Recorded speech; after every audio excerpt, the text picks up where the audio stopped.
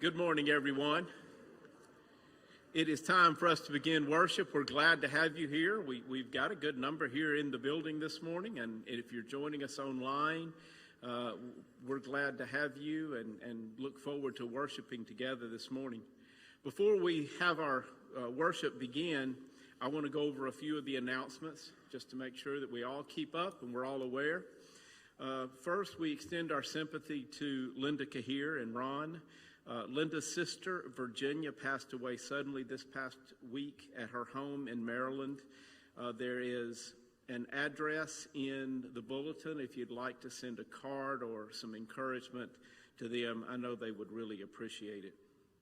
Also extend our sympathy to Angie Scott, Jim and Shirley's daughter, on the loss of her husband, Greg.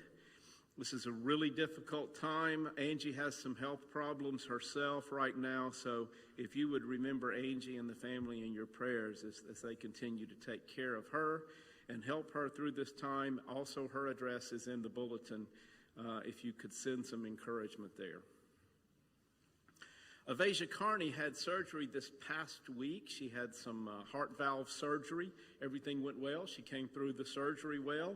Although afterwards she had a few complications, please make sure you keep her in your prayers. She was hoping to go home this weekend. I haven't heard whether she was able to or not, but that was kind of the original plan, and we want to continue to pray for Sister Avasia. There are a long list of people in our bulletin, if you got one when you came in this morning, people that are recovering from sicknesses, from surgeries, people who have been suffering with the virus and are continuing to deal with that. So also those who are older and are shut in and haven't been able to get out. You know, we are quickly approaching 1 year since the situation really took off in our country. And there are a lot of people who are suffering loneliness. They haven't been able to be out. They haven't been able to do the things that we consider normal. And so we want to remember them when we have our prayers. But it is also very important that we try to remember them through cards, through telephone calls, through encouragement. Look around every Sunday. For those who are able to be here, we're blessed that we can do that. There are many that can't. And as you notice them, make sure that you're remembering them and you're sending them a card or you're trying to encourage them. We've had several members ask about making a memorial contribution to the church in memory of Brother Ron Carlson. We think that is a wonderful way to show our love and our respect for Brother Ron. If you would like to do that, you can just put that in an envelope and mark it on the outside that it's in honor of Brother Ron. You can give it to one of the elders. You can drop it into the collection baskets we have at the doors on Sunday, or you can just put it in the mail to the church, and all of that would be appreciated. And again, I think it's a wonderful tribute to a man who meant so much to this congregation.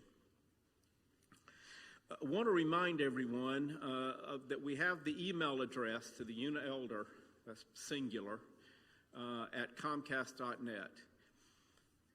Communication has kind of dropped off there. We understand, we get busy. We don't want any of our congregation to be in need, to go without things they need. We have resources and we have people who can help our members. If you have any need, if there are ways that we can help you, if you will send us an email or call one of the elders or call Karen, we will make sure that we work with you. We want to be reaching out. We want to be making sure that we're taking care of one another in this hard time.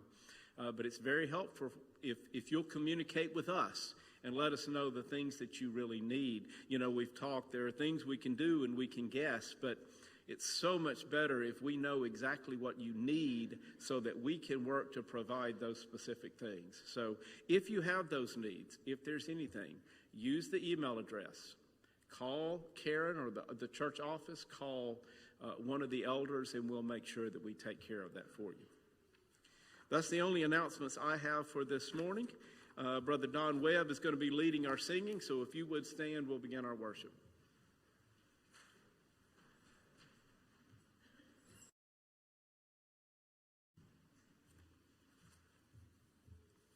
Beautiful day to be here.